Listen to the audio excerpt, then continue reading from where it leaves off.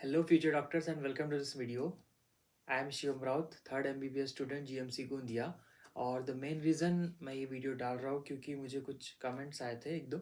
उसमें कुछ ऐसा बोल रहे थे लोग कि उनका अभी तक कुछ भी पढ़ के नहीं हुआ है या बहुत ही कम पढ़ के हुआ है, तो उन्होंने क्या करना चाहिए, अभी भी नीट क्रैक कर सकते हैं क्या, या क्या करना चाहिए इस समय।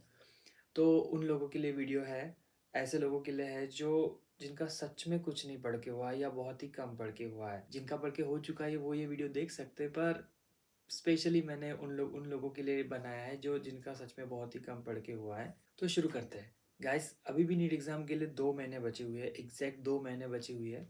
तो अभी भी मैं आपको बता रहा हूँ कि अभी भी आपका नीट क्रैक करना पॉसिबल है। एटलीस्ट मैं आपको ऐसी चीज़ें बता सकता हूँ कि आप कट ऑफ तक तो जा ही सकते हो। तो प्लीज़ इस वीडियो को एंड तक ज़रूर देखना, हर एक चीज़ फॉलो करना, इसमें की कोई भी चीज़ मत छोड़ना। मैं आपको गारंटी दे सकता हूँ कि आपका रैंक तो लाओगे या नहीं वो तो आपकी मेहनत पे डिपेंड करता है, पर इस पढ़ाई से आप कट ऑफ तक तो जरूर जा सकते हैं। तो इस वीडियो को एंड तक जरूर देखिए। सबसे पहले मैं आपको बायो का बताऊंगा कि बायो में आपको कैसे शुरू करना है। सो गाइस, हम मान के चलते कि आप अभी नीट का एग्जाम देने जा रहे हैं, तो आपने कुछ तो पढ़ा होगा। आपको बायोलॉजी जो चैप्टर सब्जेक्ट है उसका थोड़ा तो आइडिया होगा कि भाई 11th की एनसीईआरटी ऐसी दिखती है, 12th की एनसीईआरटी। आपने एटलीस्ट एक बार लाइफ में 11th 12th में एक बार तो भी एनसीईआरटी पढ़ी होगी, इतना तो मैं मान के चलता हूँ भाई। ऐसा तो कोई नहीं होगा कि जिसने आज तक एनसीईआरटी को हाथ नहीं लगाया हो। ऐसा कोई हो तो मैं तो बोलूँगा आप क्यों ये वीडियो देख रहे हो, जान दो, अगले साल के लिए पढ़ाई करो। बट ऐसा कोई है कि जिसने एटलीस्ट एक बार तो पढ़ाई होगा ना यार।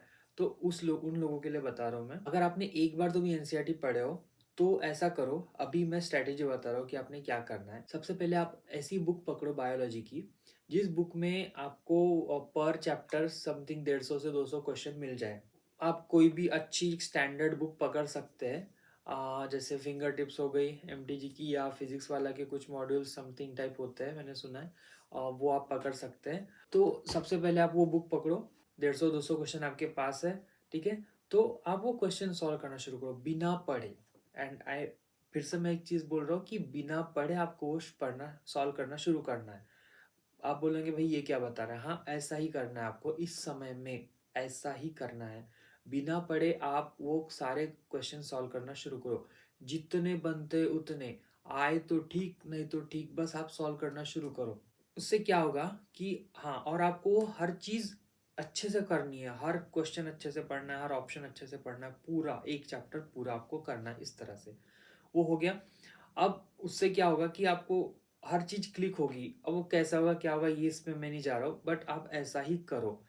जिसका अभी तक कुछ भी पढ़ के नहीं हुआ है, आपको फिर भी आप करना चाहते हो 2 महीने में, आपको उम्मीद है, आपको आशा है कि भाई कुछ तो हो जाए यार, एटलीस्ट मैं पेरेंट्स को तो सेटिस्फाई कर लूँ कि नहीं मम्मी पापा मैंने इतने मार्क तो लाया हो कम से कम, अगले साल का देख लेंगे। अगर ऐसा भी सोच रहे हो ना, तब भी ये काम करो। तो अब आपने सारे क्वेश्चन उस बुक से सॉल्व कर लिए। अब आपको क्या करना है, आपके पास दो ऑप्शन है और दोनों ऑप्शन कंपलसरी है, आप इसमें से कोई भी पहला कर सकते हैं। तो एक काम कीजिए, मैं ऐसा बता रहा हूँ कि सबसे पहले आप लेक्चर्स देखिए। अब लेक्चर्स आपको डिटेल लेक्चर्स में नहीं जाना है, अभी के समय में टाइम बिल्कुल नहीं है। आपको 1 महीने के अंदर सिलेबस कंप्लीट करना है, नेक्स्ट 1 मंथ आपको रिवीजन या प्रैक्टिस टेस्ट के लिए देना पड़ेगा। तो अभी आप ऐसा करो कि अभी कुछ ऐसे वो crash course type something videos होते हैं। तो मैंने देखा है कि फिजिक्स वाला की तरफ से वो उमेद सीरीज लॉन्च हुई है, जिसमें वो लोग फास्ट फास्ट पढ़ा रहे हैं और हर चीज़ जल्दी जल्दी कंप्लीट कर रहे हैं, विद अच्छे खासा उनका पीडीएफ भी मिल रहा है क्वेश्चन प्रैक्टिस वगैरह का। तो आप वहाँ से ट्राई कर सकते हैं। मेरा कोई उनसे कोलैबोरेशन नहीं है, बस जस्ट मैं बता रहा हूँ। तो आप वहाँ से ट्राई करो। आपने क्या किया, सबसे पहले क्वेश्चन सॉल्व किए, 150-200 पर चैप्टर करने ही है। और सॉल्व क्या करने हैं, बस एक बार पढ़ो तो उनको, आपसे कौन से सॉल्व होने वाले, इतना पढ़े ही कहा हो आपने। तो उतना पट पट सॉल्व करो जितना होता है, या जितना पढ़ो, सारे क्वेश्चन पढ़ो पहले, इंपॉर्टेंट है, पढ़ो समझ या कोशिश करो अपने को कि आंसर क्या आ सकता है, आंसर देने की कोशिश करो on the basis of your previous knowledge. आपने अब तक जितना भी एक बार तो भी लाइफ में एनसीईआरटी पढ़ी है उसके बेसिस पे मैं बोल रहा हूँ। तो अब आपने क्या किया कि आपने क्वेश्चन सॉल्व किया, आपने लेक्चर देखना शुरू करो जितने हो सकते हैं यार।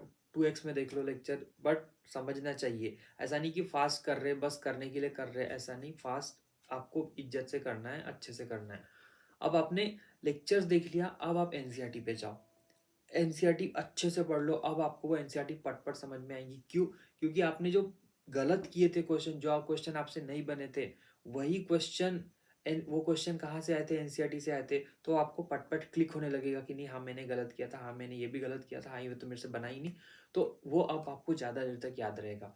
इस तरह से आपको एनसीईआरटी बायो की पढ़नी है एक बार।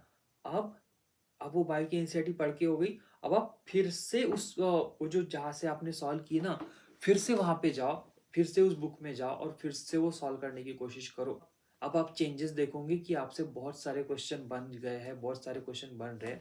अब फिर भी कुछ-कुछ नहीं बने तो फिर से देख लो यार एनसीईआरटी खोल के कि हाँ, ये एक मेरे से रह गया और ये कुछ गलती हो रही है मेरे से, या ये चीज़ मेरे को याद नहीं रही, तो मैं इसको फिर से पढ़ लिया और इस तरह से आपका एक चैप्टर कंप्लीट हो गया। अब आपको ऐसा ही मतलब पूरा बायो इसी तरह से निपटाना है। आपको कोई डिटेल्ड लेक्चर्स मत देखो, अभी टाइम बिल्कुल नहीं है गिवन कि आपका कुछ भी पढ़ के नहीं हुआ था, इसलिए आप ये वीडियो पे आए हो। तो आप बिल्कुल ऐसा ही करो बायोलॉजी के लिए। मैं गारंटी देता हूँ, आपका बहुत अच्छे से हो जाएगा और एटलीस्ट आप कट ऑफ तक तो पहुँच ही जाओगे। बायोलॉजी के लिए आपको अच्छा खासा एक डिसेंट स्कोर मिलेगा, या तो आपका सिलेक्शन होगा, या तो आप पेरेंट्स को बोल सकोगे कि नहीं पापा, मैंने बस इतने मार्क के लिए मेरा सिलेक्शन रह गया, एक बार फिर से मुझे एक मौका दे दो। तो मैं तो चाहूँगा कि आपका सिलेक्शन ज़रूर हो, बट वो अब आपकी मेहनत पे डिपेंड करता है, आपके कंसंट्रेशन पे, आपकी लगन पे, आप कितना अपने आप को उस चीज़ पे झोंकते हो, उस पे डिपेंड करेगा कि आपका स्कोर कहाँ तक पहुँचेगा। अब ये तो मैंने बायोलॉजी के लिए बताया, अब बता रहा हूँ केमिस्ट्री के लिए। केमिस्ट्री के लिए आपका फिजिकल एक है, इनऑर्गेनिक एक है, ऑर्गेनिक एक है। सबसे पहले फिजिकल की बात करते हैं। फिजिकल के लिए ऐसा करो आप, जो भी है आपका कोई चैप्टर है फिजिकल का, थर्मोडायनामिक्स वगैरह, उसके फॉर्मूले एक बुक पे बना लो। उस बुक पे उसके फॉर्मूले लिख लो। साथ ही कुछ प्रिंसिपल्स आपको लिखने हो, प्रिंसिपल लिख लो। ठीक है? अब आपसे वो फॉर्मूले तो लिख लिया, फॉर्मूले के भरोसे आप क्या ही सॉल्व करोगे? कोई सॉल्व नहीं होने वाला। जैसे मैंने ट्रिक ये बायो के लिए बताया ना, वैसी ट्रिक आप फिजिकल केमिस्ट्री के लिए आप करने के लिए जाओगे कि पहले क्वेश्चन सॉल्व करने जाओगे फॉर्मूले के भरोसे, तो वो नहीं होने वाले। आप ऐसा करो, जो क्रैश कोर्स आप जहाँ से भी आपकी इच्छा है देखने की, ऐसे कोई क्रैश कोर्स पकड़ लो और वो क्रैश कोर्स से पट-पट वीडियो करते जाओ अपने। उसके बाद लिमिटेड लिमिटेड क्वेश्चन होना अपने पास, जैसे फिंगर टिप्स है एमटीजी की, उसमें फिजिकल केमिस्ट्री के आपको लिमिटेड क्वेश्चन मिलेंगे पर चैप्टर 100 क्वेश्चन। वो 100 क्वेश्चन आपको लगाने ही लगाने हैं। देखो, कोई शॉर्टकट नहीं है, कोई शॉर्टकट नहीं है, आपको मेहनत करना ही पड़ेगा। बिना शॉर्टकट के सक्सेस नहीं मिलेगी यहाँ पर। तो आपको वो 100 क्वेश्चन करने ही करने हैं पर चैप्टर फिजिकल केमिस्ट्री के। जो नहीं बन रहा है उसको आप फिर से देखो। लेक्चर करना ही करना है, बिना लेक्चर के आप नहीं कर पाओगे यार। आपको समझना तो चाहिए वो चीज़ क्या होती है। जब तक समझेंगे नहीं, आप आगे कैसे बढ़ोगे, सॉल्व कैसे करोगे? फॉर्मूले रट लिए तो ऐसा नहीं कि फॉर्मूले रटने से किसी का क्वेश्चन सॉल्व हो जाता है। कुछ कुछ क्वेश्चन सॉल्व हो जाएंगे, कुछ कुछ नहीं होंगे। तो आपको लेक्चर्स करना भी उतना ही ज़रूरी है। ये हो गया फिजिकल केमिस्ट्री के लिए। अब मैं बता रहा हूँ इनऑर्गेनिक के लिए। इनऑर्गेनिक के लिए आप फिर से वही बायोलॉजी वाला ट्रिक यूज़ करो।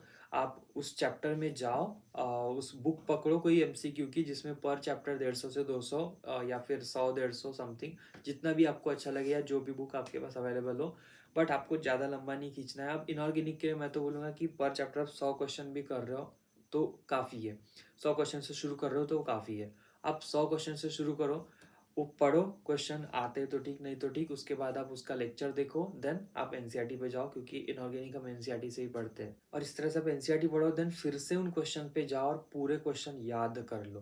पूरे क्वेश्चन याद कर लो। उन क्वेश्चन में से कुछ ना कुछ तो आएगा ही आएगा। वो नहीं आएगा उसका जैसा आएगा, या कुछ ना कुछ ज़रूर आएगा। ठीक है गाइस? तो इतना करो आप इनऑर्गेनिक के लिए। देन हम बढ़ते हैं ऑर्गेनिक केमिस्ट्री पे। तो ऑर्गेनिक केमिस्ट्री का कैसा है? सबसे पहले आप वो करने गए, क्वेश्चन करने गए, तो आपसे नहीं होना है, नहीं होने वाला है। आप सबसे पहले ऐसा करो कि लेक्चर्स देखो। इसके लिए भी आपको लेक्चर्स देखना बहुत ज़रूरी है। लेक्चर्स देखते-देखते आप साथ में अपना अ, उसके लेक्चर देखने के बाद आप एनसीईआरटी एक बार पढ़ लो। एनसीईआरटी पढ़ लो, देन आप उसके रिएक्शंस सारे लिख के देखो, एक जगह पे लिख के देखो। अब एक चीज़ बता रहा हूँ, आप सब चीज़ भूल जाओ, ध्यान से सुनो मैं बता रहा हूँ, ठीक है? जिस समय आप रिएक्शन की प्रैक्टिस कर रहे थे, उस समय ऐसा करो कि एक पेज और साइड में रखो अलग से। उस एक पेज में ना वो सिर्फ रिएक्शन के नाम लिखो या फिर एक चैप्टर लिखो और चैप्टर में उस चैप्टर के अंतर्गत जो भी रिएक्शंस आते हैं विथ नेम, सिर्फ वो नाम लिखो, उस रिएक्शन नहीं लिखना है, सिर्फ नाम लिखना है, ठीक है। एक तरफ आप प्रैक्टिस कर रहे हैं रिएक्शन की और एक तरफ आप चैप्टर का नाम लिख रहे हैं और उस चैप्टर में कौन से रिएक्शन आ रहे हैं वो लिख रहे हो, ठीक है। अब इतना आपने कर लिया, अब आपका रिएक्शन प्रैक्टिस हो गया। अब आप इच्छा हो तो आप अपने क्वेश्चन प्रैक्टिस के लिए जा सकते हैं। क्वेश्चन प्रैक्टिस आपको करनी ही करनी है, कोई शॉर्टकट नहीं है, मैं कोई शॉर्टकट नहीं बता रहा हूँ। आपको 2 महीना इतनी मेहनत तो करनी ही पड़ेगी। अब आप ध्यान से सुनो, वो जो मैंने बताया था ना, जो एक पेज पे लिख के रखना कि चैप्टर के नाम और उस रिएक्शन के वगैरह वगैरह, तो गाइज आपको वो अब वो पेज लेना है और आपको जितना भी है लाइन वाइज, अल्डिहाइड है, अल्काइल, हेलो अल्केन वगैरह जितने भी है, तो सबको नाम पढ़ो और उस नाम का जो रिएक्शन है, जो भी रिएक्शन का नाम है, हाँ वो आपको आती कि नहीं वो लिख के देखो। वो लिख के देखो, आ रही तो ठीक, उस पर राइट करो या कुछ भी करो। और नेक्स्ट क्वेश्चन, नेक्स्ट रिएक्शन पे जाओ, वो आ रही है उसको लिख के देखो, लिख लिए। कोई नहीं आ रही उस पर क्रॉस मार्क कर दो या समथिंग, और उसको फिर से पढ़ना है, ठीक है। ऐसे ही आपको रिएक्शन की प्रैक्टिस करनी है। इस तरह से आप प्रैक्टिस करते हैं और इसके साथ साथ आप क्वेश्चन प्रैक्टिस करते हैं ऑर्गेनिक की, तो ये आपका जो है प्रैक्टिस या आपका जितना भी लेवल है पढ़ाई का, ये बहुत ही आगे ले जाएगा। इससे आपका ऑर्गेनिक बहुत स्ट्रांग हो सकता है। देन केमिस्ट्री में कुछ याद करने वाले चैप्टर्स है, जैसे लास्ट लास्ट के जो चैप्टर्स है, उस चैप्टर को तो आपको पढ़ना ही पढ़ना है, उसके लिए कोई अल्टरनेटिव नहीं है। आप एक बार लेक्चर देख लो, 2x पे काफ़ी रहेगा, कोई समझने वाली बात नहीं रहती उसमें, बस याद करना रहता है। ऐसे जो छोटे छोटे याद करने वाले चैप्टर है, या तो देखो इनमें से एक ना एक क्वेश्चन तो आना ही आना है, एक ना एक क्वेश्चन आना ही आना है, आप उसको छोड़ नहीं सकते हो। आपको छोड़ना ही है तो वर्स्ट केस सिनारियो लास्ट में, जैसा मार्च महीना जब कंप्लीट होते आएगा और आपके पास कोई और ऑप्शन नहीं बचेगा, तो भाई 1 या 2 चैप्टर मैक्सिमम छोटे छोटे वाले छोड़ रहे केमिस्ट्री के लिए तो चलता है, इतना चलता है। बट अभी के लिए आपको 100% देके पूरी कोशिश करना है कि आप पूरे चैप्टर करो, हर चीज करो, कुछ मत छोड़ो। अब गाइस आते हैं हम फिजिक्स पे। तो बायो के लिए हमने देखा, केमिस्ट्री के लिए हमने देखा फिजिक्स का। तो फिजिक्स का मैं बता रहा हूँ फिर से, वो अच्छे से सुनना आप फिजिक्स का, ठीक है। तो फिजिक्स के लिए आप ऐसा करो, फिजिक्स के लिए आपको एक बुक लेनी है, जिसको आप अपनी फार्मूला डायरी बोलोगे। उसमें आपने फिजिक्स के लिए कोई आपकी जो एमसीक्यू वाली बुक होंगी, मैक्सिमम एमसीक्यू वाली बुक में ऐसा होता है कि स्टार्टिंग में उसके उस चैप्टर के सारे फॉर्मूले दिए हुए होते हैं। आप वो सारे फॉर्मूले लो और उस बुक में उस पेज में लिखना शुरू करो। तो आपने लिखा चैप्टर 1 जो भी है, और आपने उस चैप्टर 1 में जितने फॉर्मूले आते हैं उतने फॉर्मूले लिखना शुरू किया। अब उस फॉर्मूले तो आपने लिख लिया, स्टार्ट वो चैप्टर के सारे फॉर्मूले खत्म हो गए। आपको लगता है कि आपको उसमें उस चैप्टर में कुछ प्रिंसिपल वगैरह है जो आपको याद रखना जरूरी है या कुछ नहीं समझता है, तो आप वो प्रिंसिपल लिख लो अलग से आप अपनी जगह पे, या उसी उसी बुक में, उसी चैप्टर के उसी पेज में। और इस तरह से आपका वो चैप्टर कंप्लीट हो गया। अभी आगे बता रहा हूँ, कंप्लीट नहीं हो गया है। अब उतना आपने लिखा, आप उसी चैप्टर के लिए 2 पेज और छोड़ दो, 2 पेज और छोड़ दिया, ठीक है। अब आपका काम हो गया। अब उस चैप्टर को हम पर्टिकुलरली कंप्लीट कर रहे, तो इतना आपने किया। अब फिर से आपको लेक्चर देखने हैं। लेक्चर कौन थे? क्रैश कोर्स वाले। फुल लेक्चर्स आपको नहीं देखने हैं। तो उमेद सीरीज के जो लेक्चर है फिजिक्स वाला के तरफ से, काफ़ी अच्छे हैं, मैंने 1-2 देखा हो। तो अभी वो पूरे उन्होंने नहीं डाले, वो कर रहे धीरे धीरे। तो आप वो भी करोगे ना उनके साथ साथ, तो मैं बता रहा हूँ आप बहुत ही आगे आगे रहोगे। तो आपने वो लेक्चर्स करने हैं, उनके साथ साथ अगर उनके कोई डीपीपी मिल रहे या कुछ पीडीएफ मिल रहे जिसमें नोट्स है उनके लेक्चर्स की, या फिर कुछ डेली क्वेश्चन प्रैक्टिस मिल रहे हैं, तो वो आपने वो ज़रूर करना चाहिए। तो आपने अभी तक फिजिक्स के लिए क्या किया? आपने फॉर्मूला डायरी बनाई, आपने लेक्चर्स देखे, लेक्चर्स देखने के बाद आपने डेली प्रैक्टिस पेपर जितने भी मिलते हैं पर लेक्चर के, जितने भी क्वेश्चन है वो सॉल्व करने ही करने हैं। फिजिक्स आपको नहीं आता है, आपने अभी तक कुछ नहीं पढ़ा है, तो आपको बेसिक से तो जाना ही पड़ेगा। आप एकदम से टॉप लेवल पे नहीं पहुंच सकते। बेसिक से जाने के लिए जो डेली के उनके पर लेक्चर वाइज जो छोटे छोटे क्वेश्चन रहेंगे, एकदम बेसिक क्वेश्चन रहेंगे उस टॉपिक के, जब तक आप वो क्वेश्चन सॉल्व नहीं करोगे ना, आगे नहीं बढ़ सकते। और फिजिक अपना नीट का जो पेपर है ना, आपको कट ऑफ तक भी जाना है तो कोई शॉर्टकट नहीं है। आपको लोग यार साल साल भर मेहनत करके आप उनको कट ऑफ तक नहीं जाते। आप ऐसा एक्सपेक्ट मत करो कि 2 महीने में आप बिना पढ़ाई किए आगे बढ़ जाओगे। मैं अभी भी बोल रहा हूँ, असंभव कुछ नहीं है। असंभव कुछ नहीं है, बस आपको थोड़ी-सी मेहनत ज़्यादा करनी है। ये 2 महीने में आप अभी भी फाड़ सकते हो। तो फिज़िक्स के लिए हो गया। अब मैं बता रहा था कि आपने डेली प्रैक्टिस पेपर सॉल्व करने हैं। ये आपका एक चैप्टर हो गया, अब ये 80% आपका काम हो गया उस चैप्टर का। अब 20% काम या 30% काम ये बचा है कि आपको क्वेश्चन प्रैक्टिस करनी है। क्वेश्चन प्रैक्टिस आप इसी ऐसी बुक से करो, एमटीजे फिंगर टिप से करो, मैं बता रहा हूँ, कहीं और मत जाओ। क्योंकि मेरा उनसे कोई कोलैबोरेशन नहीं है, बट फिर भी उस बुक में पर चैप्टर 100 क्वेश्चन है, 100 या मैक्सिमम 110 मिलेंगे आपको। तो ऐसी बुक लो आपके पास, और उस बुक को 100% पूरे दिल लगा के सॉल्व करो, ठीक है? क्योंकि आप ज़्यादा नहीं कर सकते अभी के समय में, आप ज़्यादा कर ही नहीं सकते फिजिक्स के, और उसको उतना ही करने में बहुत टाइम लग जाएगा आपको। तो आपको समय भी बचाना है, हर चीज़ साथ में, तीनों सब्जेक्ट बैलेंस भी करने हैं, तीनों सब्जेक्ट के हर एक चैप्टर को करना है अभी के लिए। पूरा सोचो, पूरा करने का सोचो। तो इस तरह से आपने किया। अब वो जो फॉर्मूला डायरी आपने बनाई थी, उसके पीछे 2 पेज जो छोड़े थे ना पर चैप्टर वाइज, तो आपको जब आप क्वेश्चन प्रैक्टिस सॉल्व करोगे या इधर थ्रू बुक और डेली प्रैक्टिस पेपर में, तो आपको फिर से ऐसे कुछ कुछ फॉर्मूलेज मिलेंगे जो आपके जो बुक थी एमसीक्यू की, जहाँ से आपने सारे फॉर्मूले लिए हुए थे, वहाँ पे आपको फॉर्मूले नहीं मिलेंगे। बट जो आपको फॉर्मूले ना, आपकी खुद की ट्रिक होती है, कुछ फॉर्मूले आपके खुद के ट्रिक से बन जाते हैं। तो ऐसे फॉर्मूले आप उन 2 बचे हुए पेज में, जितना भी थोड़े बहुत मिलते हैं फॉर्मूले, वहाँ पे लिख लो। साथ ही जो प्रिंसिपल है या कुछ ट्रिक्स है आपकी क्वेश्चन सॉल्व करने की, तो वो ट्रिक को ना, अगर आप जमता है तो आप अपनी लैंग्वेज में लिखो, अपनी लैंग्वेज में सारे लिख दो, ताकि वो अच्छे से याद रहे, और ऐसे में ना अच्छे से याद रहता है।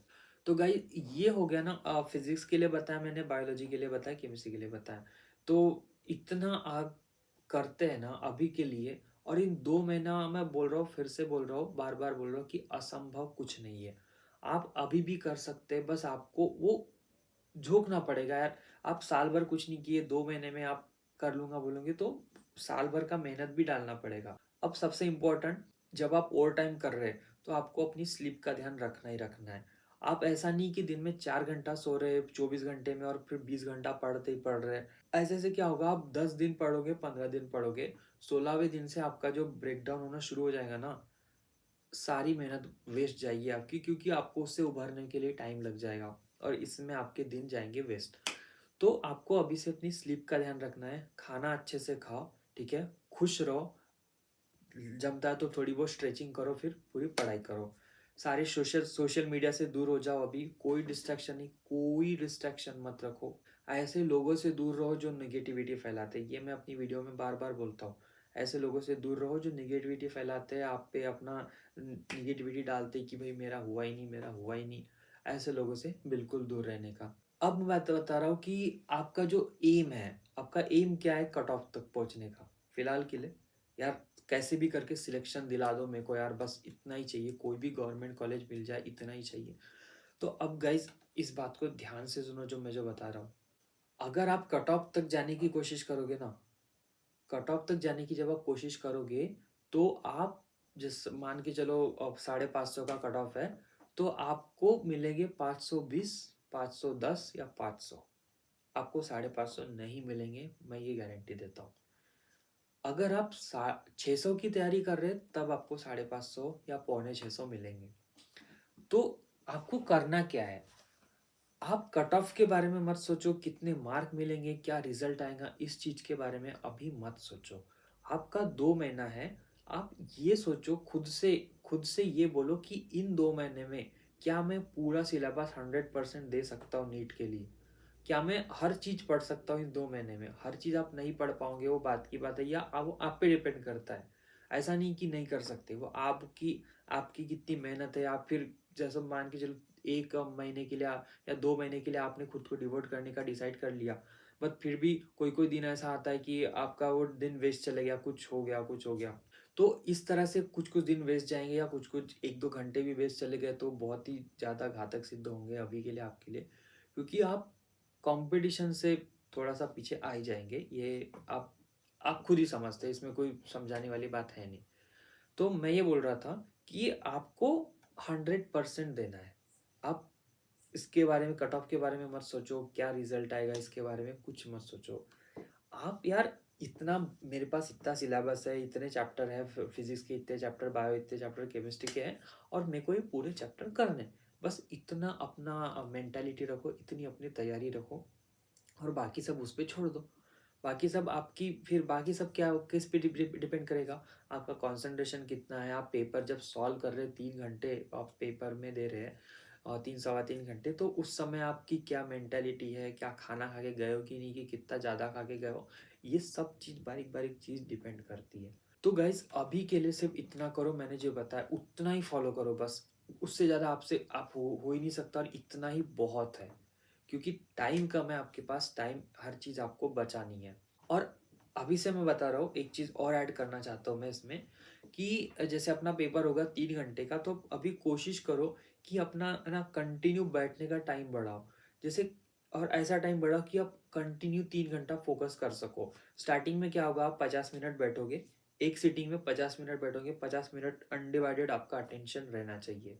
ठीक है, आप फिर थोड़ी देर उठ जाओ अगर आपकी इच्छा है तो, या फिर बैठना तो बैठो, वो आप पे है। अब ऐसा करना है आपको कि वो 50 मिनट का जो टाइम है उसको धीरे धीरे धीरे धीरे बढ़ाना है।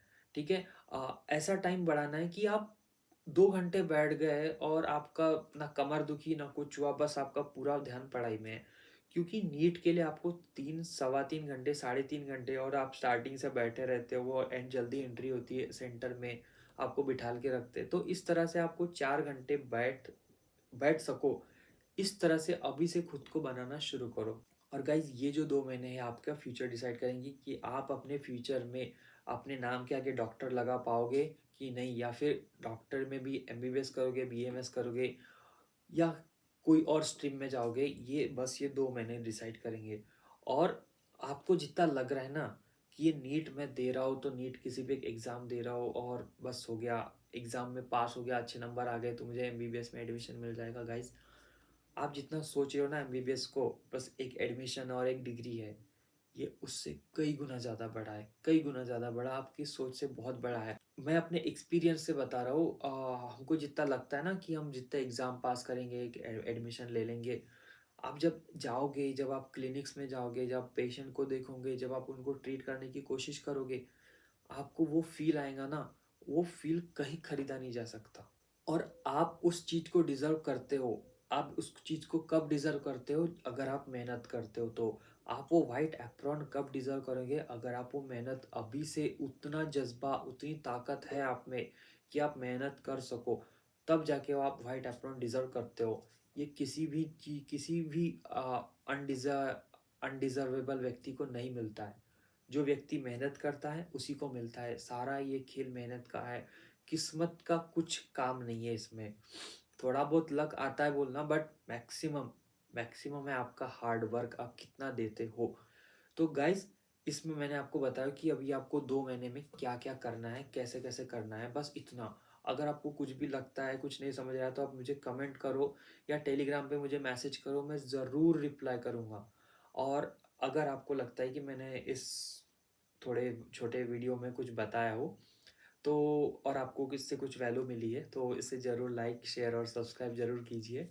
एंड इससे शेयर कीजिए आपने उन थके हारे दोस्तों के लिए जो सारी उम्मीद छोड़ चुके, क्योंकि मैं बता रहा हूँ, पूरी गारंटी से बता सकता हूँ कि मैंने जो बताया हो ना, आप उतना फॉलो कर लिए ना, आप बहुत आगे जा सकते हो, कट ऑफ के कहीं आगे जा सकते हो। और मैं फिर से बता रहा हूँ, मैं कट ऑफ बस बोलने के लिए बोल रहा हूँ, आपको कट ऑफ के लिए बिल्कुल नहीं सोचना है, आपको पूरा सिलेबस कंप्लीट करने की सोचना है। और मैं जब लास्ट का 1 महीना बचा रहेगा ना, फिर मैं बताऊंगा कि आपने अभी 1 महीना जितना करोगे, आप उतना जितना होगा आपसे करोगे, फिर वो 1 महीने में आपको क्या स्ट्रेटेजी करनी है, मैं आपको उस पर फिर से एक वीडियो बना के दिखाऊंगा, फिर से एक वीडियो बना के दूंगा कि आपने अब ऐसा ऐसा करना है। तो guys thank you for watching this video, और आपको आपके पसंद आता है तो इसे लाइक शेयर सब्सक्राइब जरूर कीजिए, फिर से बोल रहा हूँ। एंड मिलते हैं नेक्स्ट वीडियो में, तब तक के लिए सिर्फ पढ़ाई करो गाइस, क्योंकि यही समय है और आप फोड़ सकते हो, मैं बता रहा हूँ आप फोड़ सकते हो, बस पढ़ाई करो, ठीक है।